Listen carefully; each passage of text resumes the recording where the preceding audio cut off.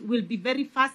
EACC, we are giving you exactly 20 minutes because we have about 15, 20 more teams in the line. Yeah. It's very good to see you, Bishop Ogide and your team. Very, very always good to see you. Thank you. You recall I got into a lot of trouble when I attended your ordination one time as bishop. But that is history. We have Honorable Catherine Wabilianga, Senator Hassan Omar, Aaron Cheruiyot, the majority leader in the Senate. We have there Senator Omgen, Senator for Nyamira, Honorable Amina Mnyazi, member for Malindi. We have a party leader here, Eugene Wamalwa, a party leader of DAP and also a member of the committee. And then we have Honorable Opio Wandai, who is also the deputy minority leader in the National Assembly. Governor Cicely has just walked out, but she is with us, representing Honorable Kimani Ichung'wah. So please introduce your team and get on with it. Thank you, Chair and Chairs and members of the committee. We are truly grateful for giving us a chance to come and make a presentation on matters that are related to our area of jurisdiction. With me is our CEO, Twalib Mubarak, who is seated right here. I also have our Director for Legal Services, Mr. David To, who is here, and also Mr. Stephen Karuga.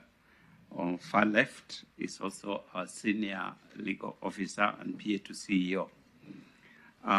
Chair and honorable members, the Ethics and Anti-Corruption Commission is a commission that is established under Section 3 of the Ethics and Anti-Corruption Commission Act, pursuant to Article 79 of the Constitution of Kenya.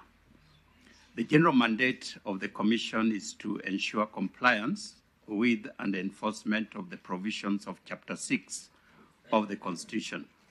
Specifically, the Commission combats and prevents corruption, economic crime, and unethical conduct in Kenya through law enforcement, prevention, public education, and promotion of standards and practices of integrity, ethics, and anti-corruption. Being a commission established pursuant to the Constitution and being vested with the status and powers of a commission under Chapter 15, EACC is duty-bound to protect and to promote the Constitution.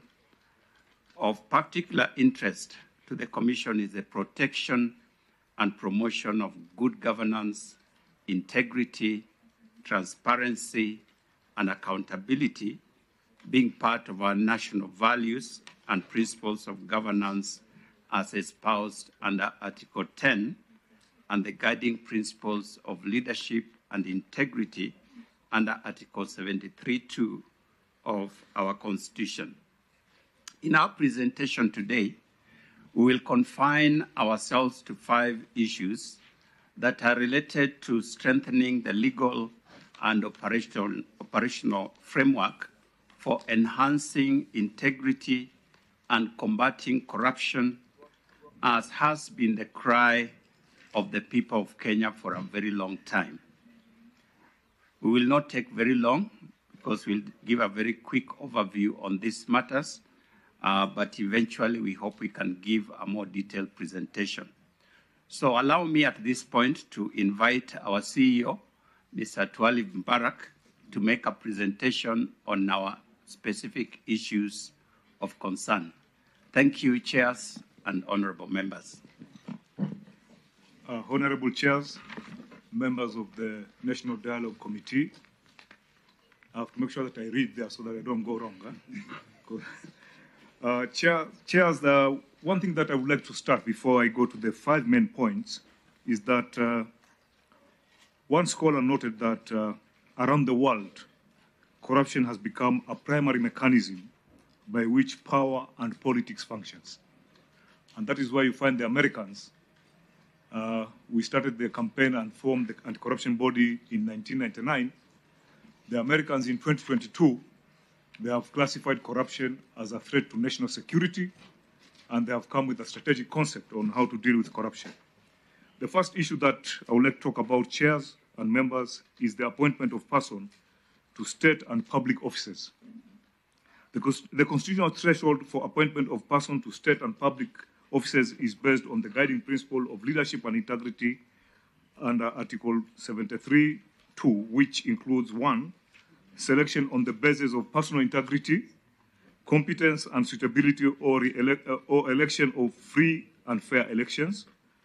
2, objectivity and impartiality in decision-making, and in ensuring that decisions are not influenced by nepotism, favoritism, other improper motives, or corrupt practices.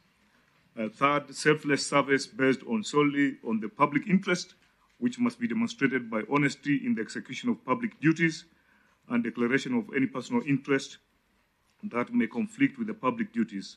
4, accountability to the public for decisions and actions. And finally, discipline and commitment in the service to the people.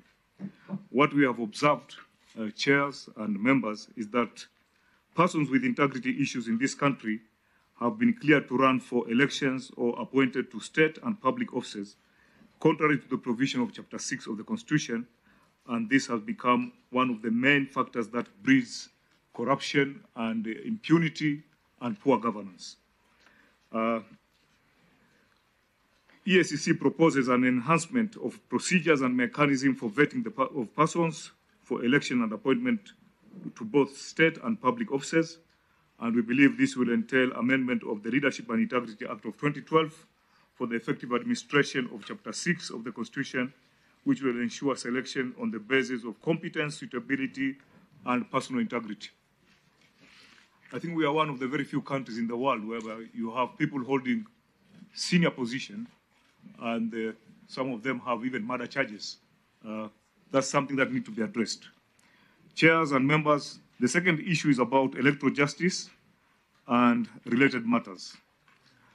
What has been observed is that in many developing countries, politics has become an engine and corruption is the fuel to politics. And Kenya is not exempted to this.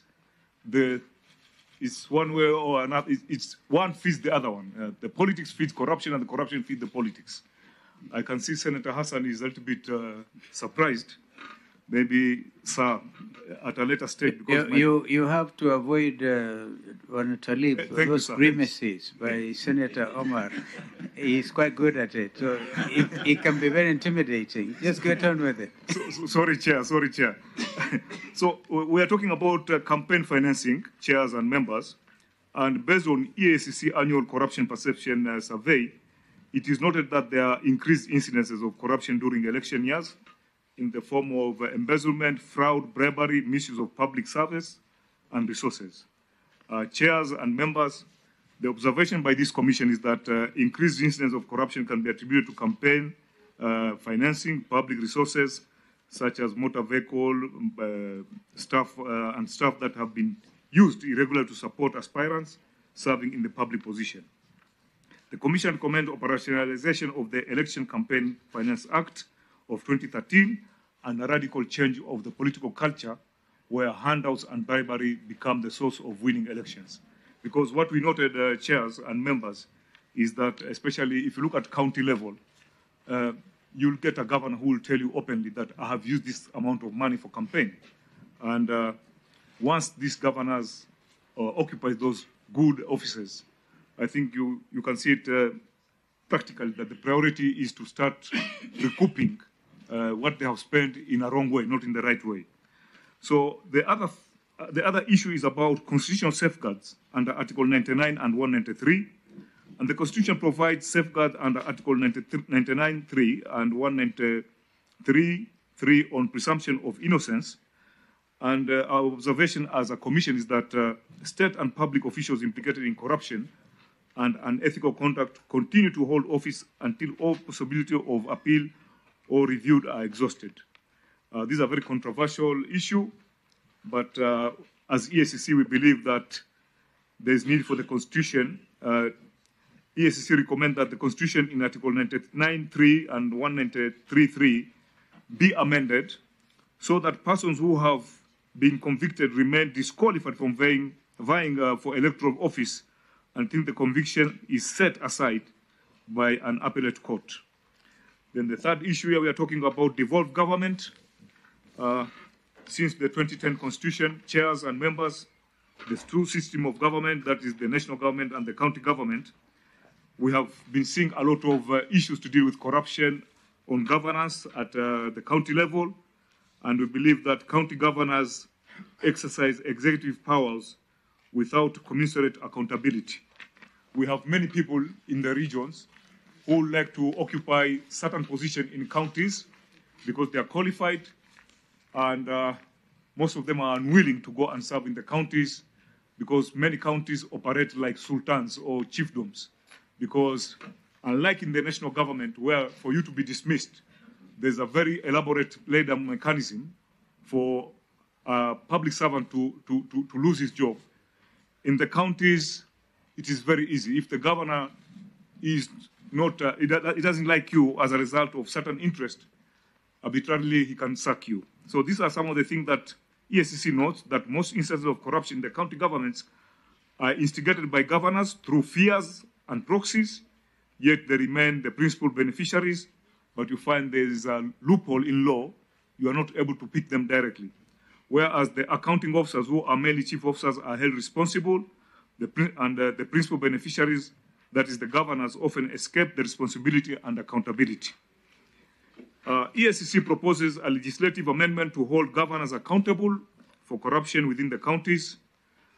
This will ensure that there's continuous scrutiny of the governors in management of public resources.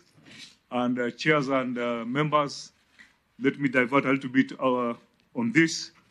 There was a submission yesterday that governors should be given immunity for a certain number of years because they are setting the bombers to be in place properly. So I think lifting of that immunity may be suicidal.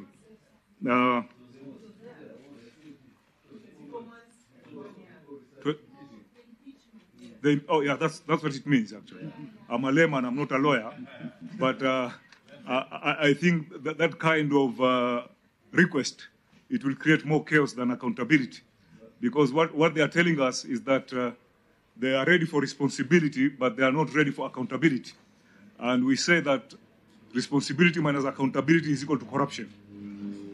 So what the EACC is proposing is that EACC proposes legislative amendments to hold the governors accountable for corruption within all counties at the same time that they take oath of office.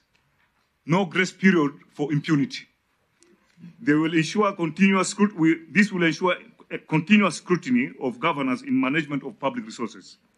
Then we are talking of budgetary autonomy. Chairs and members, the unique operation of constitutional agencies within the criminal justice sector demand that budgetary allocation and disbursement be guaranteed without undue interference and bureaucracy. And the observation by this commission is that we have noted delayed in disbursement of budgetary allocation, thereby hampering effective discharge of a constitutional mandate. Chairs and members, I know I've been given 20 minutes, but if I can be allowed, I'll just try to expound on this. A classical example, imagine you are EACC and you are investigating the CS Treasury or the PS Treasury. And there's no secrecy. You will get a win that you are investigating him. And you submit, maybe you want supplementary budget. That guy will naturally be hostile. And we have that experience in the previous regime where top guys in Treasury realized that we're investigating them and they decided to starve us. So EACC has noted, so what we are proposing is that we need a legislative amendment to guarantee operational independence and ensuring that adequate budgetary allocation and timely disbursement of effective discharge of our constitutional mandate is done. And this is not only to EACC. We are talking of EACC, we are talking of ODPP, and we are talking of judiciary. Because you can take care of EACC, and if you're not taking of the ODPP, our files will get stuck there. If you're not taking of judiciary, the same problem will happen. So we need that constitutional sort of freedom, whereby this organization, there's a way that their budget is discussed. And I'm not saying that we are trying to run away from accountability. We are just trying to run away from realistic obstacles. We are all human beings. And the last one that we need to present in this committee is the strengthening of the capacity in terms of financial and human resource for all actors of the criminal justice system, that is the ODPP, EACC, IBC, and judiciary. And this will enable the actors to effectively and efficiently address the various election issues of concern which are within our respective mandate. What we are saying here is that if you look at the EACC right now, 4 years ago, we took our structure to the Public Service Commission. It was approved. We are supposed to be about 1,550 staff. Up to now, chairpersons and members, we are still at 790 because the budget allocation is not increased at all. So out of that, we are having a lot of challenges, and the same problem happens to ODPP and the judiciary. So we are also talking of, and this is very important, the last point, this is about separation of statutory mandate for agencies on corruption, economic crime, and unethical conduct. And here we are talking about EACC, DCI, ARA, to avoid duplicity role. We saw it in the last government that the mandate of the EACC was more being divorced and passed to other agencies. And out of that, all of us saw the consequences of that. So if you look at the Constitution, it says clearly that Parliament will establish an anti-corruption body. When you talk like that, it is known that there's DCI and there are other agencies. So we are the specialists in the anti-corruption activities, and we think that there need to be a very clear division, because if you go to our the other colleagues, they will tell you in the Constitution, one of our mandate is to fight crime. Who told you corruption is not a crime? And then we are in a dilemma there. Now we start having sibling rivalry. But those are things that need to be very, very clear. I mean, very clear. And we also saw the abuse where other agencies had some corruption cases, and when there was a change of regime, these cases were collapsing because there was an element that these cases were more of political vendetta than a professional approach to the fight against corruption.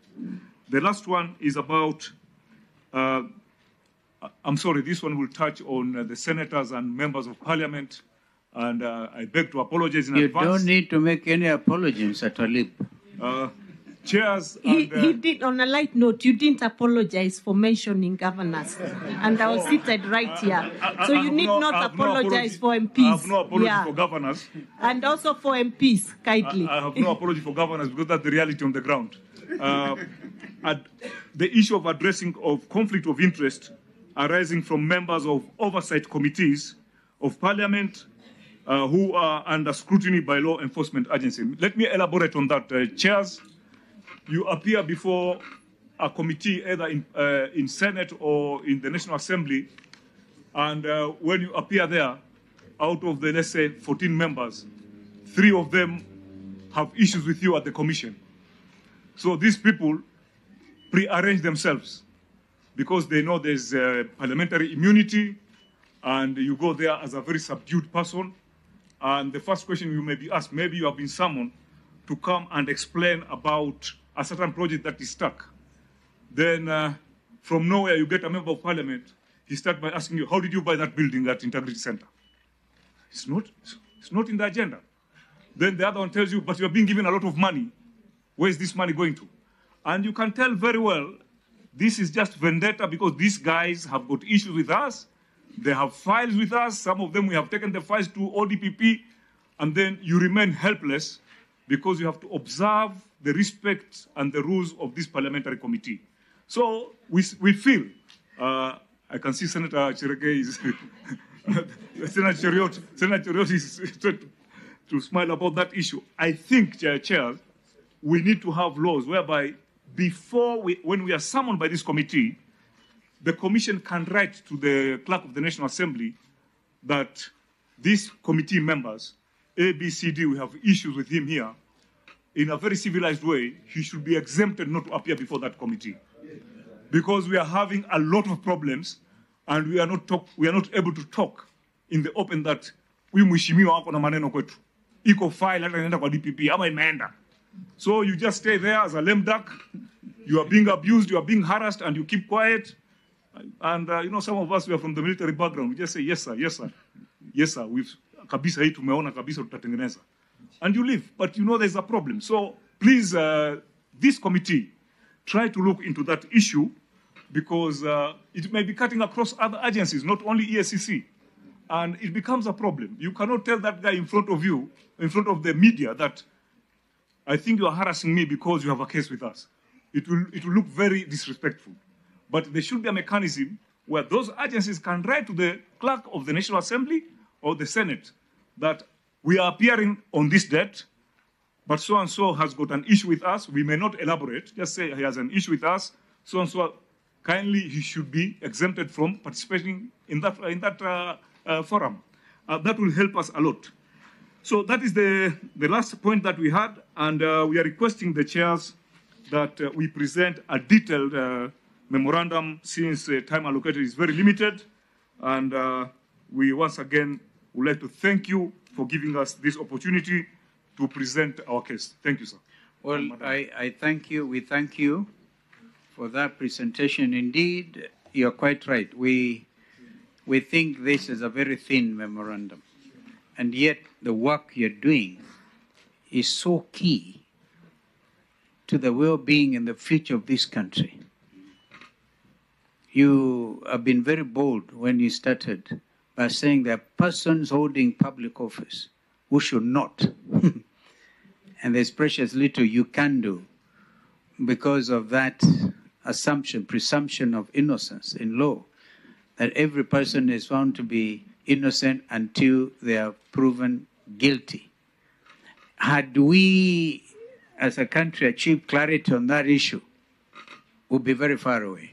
My first question is, your own officers, you seem to be very clear on what the governors have been able to do or not been able to do, because they are not accounting officers, and therefore get away, get other people to be sacrificial lambs.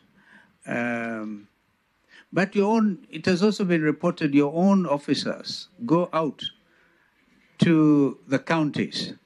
And the first thing that happens is the people who are supposed to fight against corruption get compromised. I'm sure you may have had reports to that effect, where your own people, and before you even want to get full staff complement, 790 of those senior people, I think are quite a number. If they are effective, if 100 of them are effective, we will change the governance structure in this country. Or indeed, the results.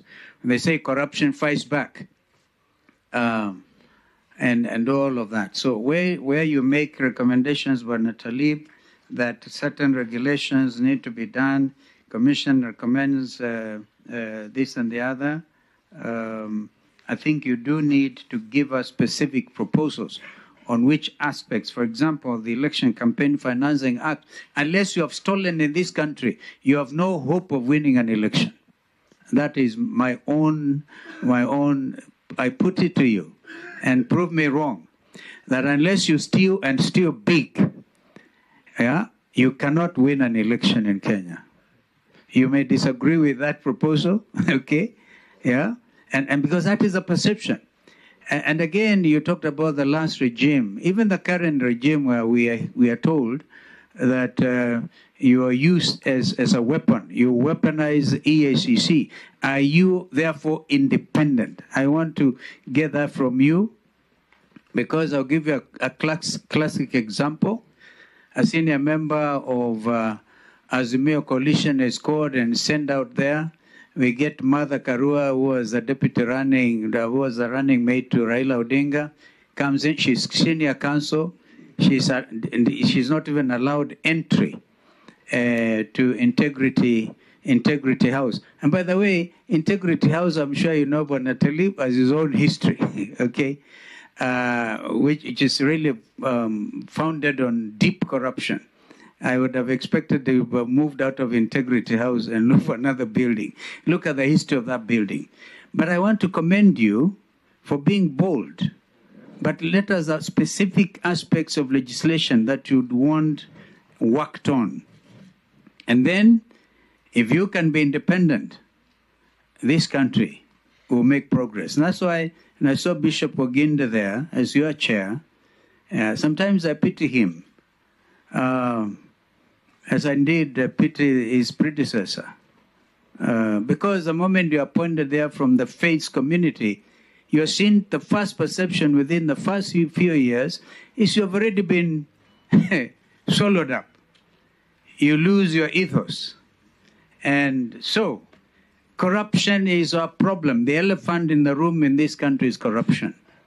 And if we have men and women committed to do something about it, we'll make progress. But we thank you for honoring us by coming to present, but you allow my other colleagues to put one or two issues before you.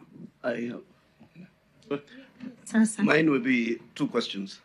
I'm persuaded that there is a measure of independence in the ESCC when DCI was evidently weaponized against our coalition that time.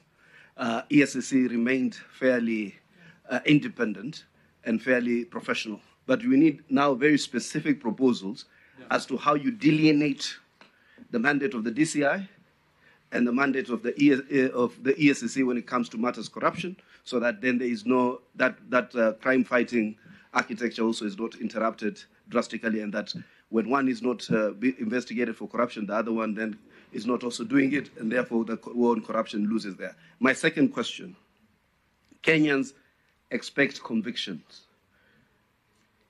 The measure of Kenyans in terms of the fight against corruption is convictions. A lot of the high-profile cases have not secured any convictions. I don't want you to blame the judiciary or the DPP. What is your measure internally as ESCC, as saying that this is what you are doing for us to justify the continued existence of ESCC as a crime buster or a corruption fighter? Okay, I'm going to be very, very brief. First, thank you very much. And I must commend the ESCC, especially under your leadership, when a CEO. Done fairly well. On the issue raised about intimidation by parliamentary committees, I don't think you require any law or any legal framework to voice your concerns about the presence of any particular member in a committee proceeding if the member is in any way under investigation by yourselves. You just need to be bold and write to the speaker and tell him, I'm coming before this committee, but so and so, who are members, are under active investigation by a committee, by my commission. That should not require a law at all. And I hope I didn't intimidate you when I was chairing PSC for 5 years. Okay, I have no issue with you. Okay. Thank you. Thank you. I really must say that I'm happy with the presentation that you've made as ESCC. And I like the idea of making sure that ESCC runs as a professional commission. And seeing what happened in the last term, I'm happy you are able to rise above political intimidation and you did the right thing. I also must say it is true there are issues at county, and I'm in total agreement with you. I'm only saying if you come up with a law where you're making governors directly accountable to all corruption in the county, then for sure no governor will survive. Because if a cleaner steals, if a director steals, if a nurse steals medicine, if a doctor does something else, then it all boils back to the governor. I think you're also being extremely hard on governors, you also must admit that there's corruption in the county that has nothing to do with the governor. And just like there's corruption in the national government that has nothing to do with a minister or a PS or the president for that matter. So while I can see you're extremely unhappy with the corruption at the county level, don't make a blanket condemnation and you want to kill us all because there's corruption at the county. Just do the fair thing. Be just, be fair, and come up with a law that protects and also leaves everybody answerable. Otherwise, you may actually end up with no governor at all. Not because the governors are corrupt, but because the officers have decided, since the governor is the one answerable, let's do this thing, we are safe. So be careful. Be careful. Please answer those questions. Sorry. Honorable Bogeni, 1 minute, please. Chair, first, I'm happy to see the team from EACC. I confess that I worked with the CEO, then a very junior officer at EACC. He left and then came back as a very senior person at EACC. Okay, as a senior officer. And I also worked with Limo, but I don't think I worked with Karuga. I was not there then. So where you are sitting, Bishop Oginde, I once occupied that seat. And we were pregnant with expectation. We are the ones who fought and midwifed EACC to be entrenched in the Constitution during the enactment of the 2010 Constitution. And the hope of Kenyans was that once you are entrenched in the Constitution, we'll see conviction of the big fish. But it's 12 years now. We don't have any CS who has been convicted, no governor, no high-ranking officer who has been convicted. I've said convicted. You may have charged them in court, but we don't have a conviction as yet. And before I make my question, I agree fully with the concerns of the former vice president. We had all the good intentions then. When the act was being enacted in 2011, we fought for EACC to be devolved. But the problem, and Chairman, you to ponder, is that your officers are getting cozy with the people they are supposed to investigate at county level. They are actually in bed with the people they are supposed to investigate. We have your officer attached to our watchdog committees. It's a problem. I was sent by EACC then to Serious Fraud Office in the UK. They take only high-level corruption, very few. I went to the Scorpions in South Africa, EFC, Economic and Financial Crimes Commission, Nigeria. They concentrate on high-level corruption.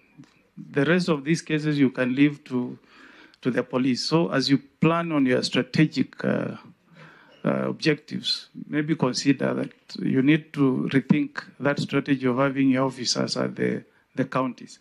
Now, my question is, we want to see quick response to issues of corruption so that there is deterrence. I'll give you an example of an incident I saw in my county of Nyamira, where the governor says he was duped to launch boxes in the pretext that it was medicine. And he made a confession, those were empty boxes. He launched them, he confessed to the media. It's been a month. We have not seen any action from EACC. I mean, how long does it take for EACC to respond to such crime that is so glaring, that is so sensitive? Somebody is colluding to sell oxygen, empty boxes to a county, and there's a confession. So how long do you take in your strategy to quickly respond to some of these corruption issues? The second one, we don't want you to mourn or to write the book of lamentations, because you are now in the Constitution. You are entrenched in the Constitution. You enjoy security of tenure. And we expect you to deal with all these issues of leadership, like the officers you mentioned, high-ranking officers facing murder charges, being appointed into government. What have you done? Why haven't you agitated? Why haven't you come out? We are politicians. We may not talk. We'll be told we are taking sides. But why can't you come out and talk about these things? I saw a CS dishing letters of employment in a funeral. You saw the clip. What have you done as EACC? You saw it. So, Bwana CEO, we support your work. We want corruption to be reduced. You may not eradicate it, but please, can you be in the forefront? Can you do more? Can you fight this vice with more courage? Thank you. Thank you. I think we'll allow you to respond. Maybe 3 minutes. Yeah, kindly proceed. Try. Thank you, chairs and members of the committee for those very good observations. Let me start by talking about weaponization of EAC, or the alleged weaponization.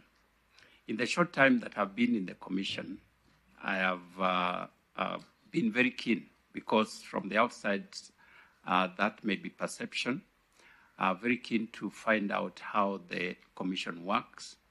I have met personally with each and every member of staff in the commission, except a few who are in the region. And I'm going around the regions.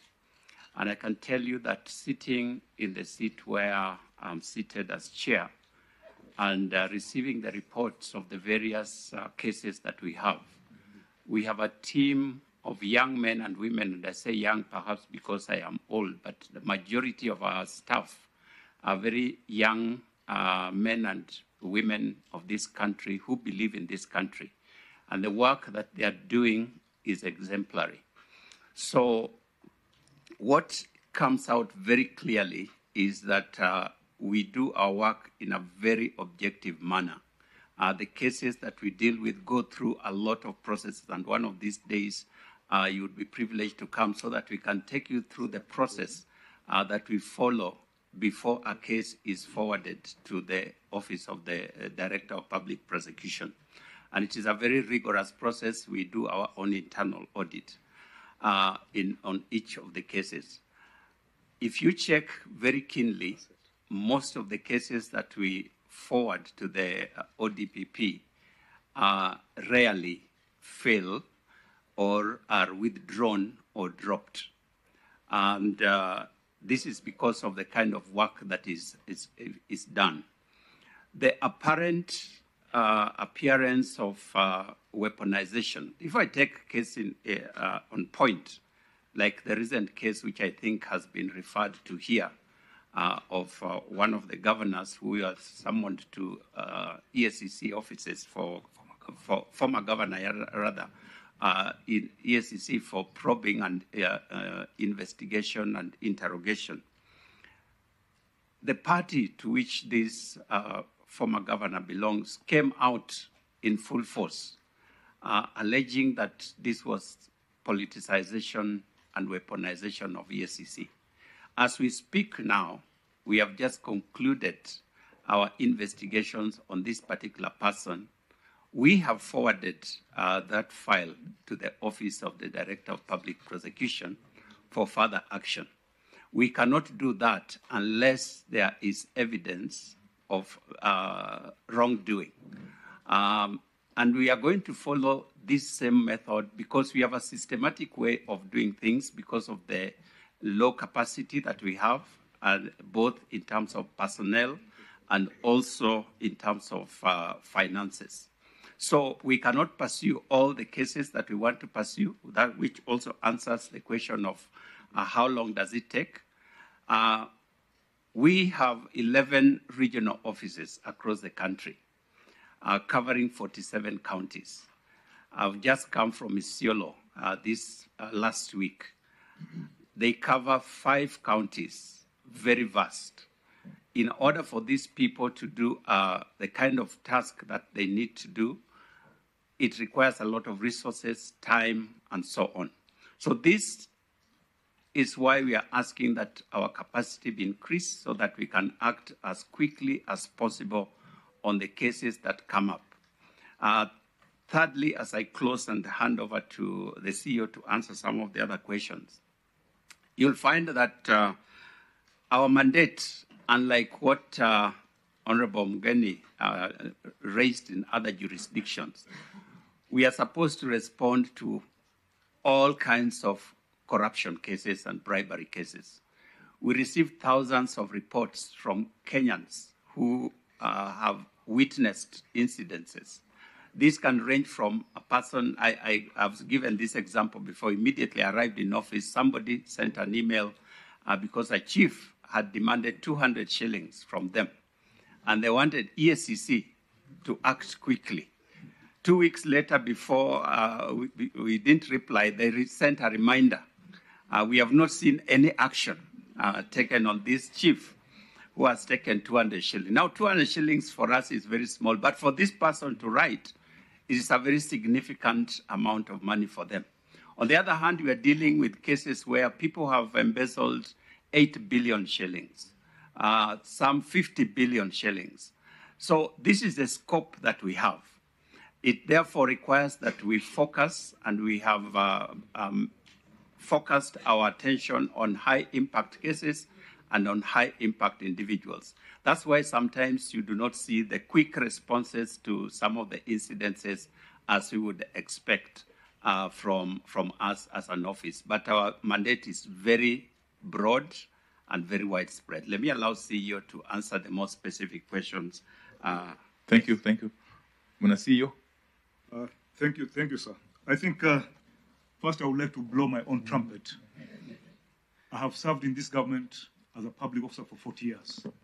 So I'm relatively a seasoned public officer. 40 years, this is somebody who is now aging, going to the next stage of physiology, every time attending to a doctor and all that. I want to talk about the integrity of our officers. It started with the chairman who has left, the Honorable Musyoka. My former colleague in the Kenya Corruption Commission,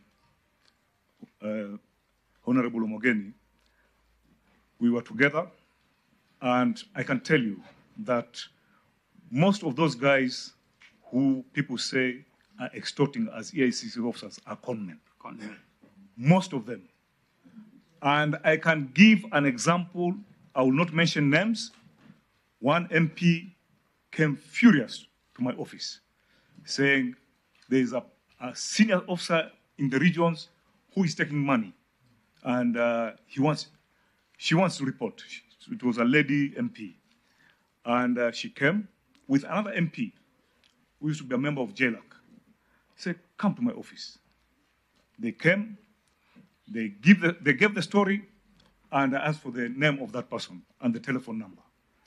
So we went to I immediately, you with smartphone, you key in first name in the mailbox.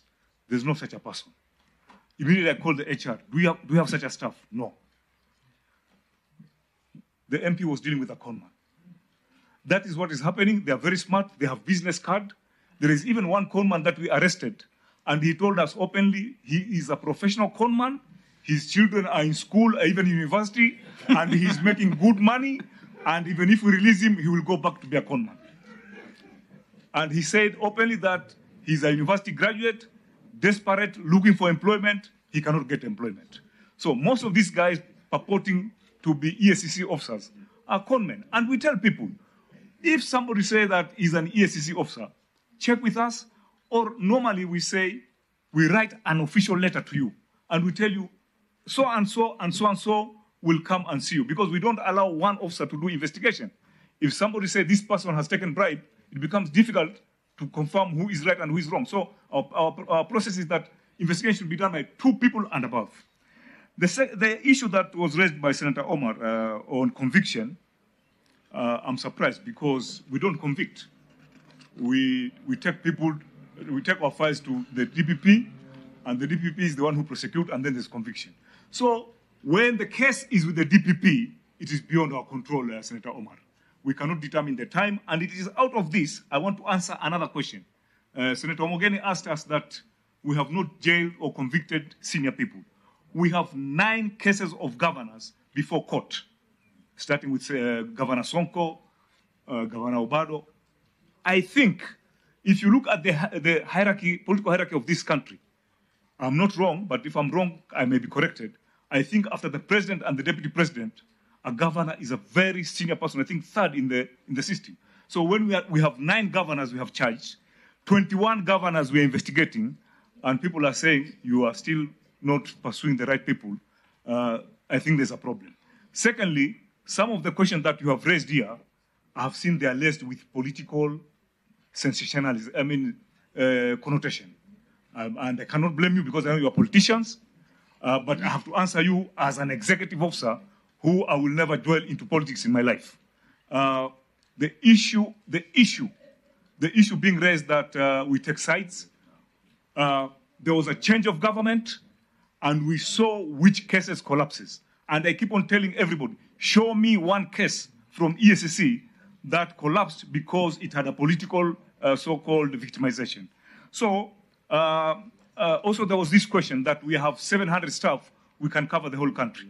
Those 700 staff include drivers, include secretaries, include HR people. We actually have about 230 investigators. And I'll give another example that the chairman has also mentioned. Let's take my Mombasa office.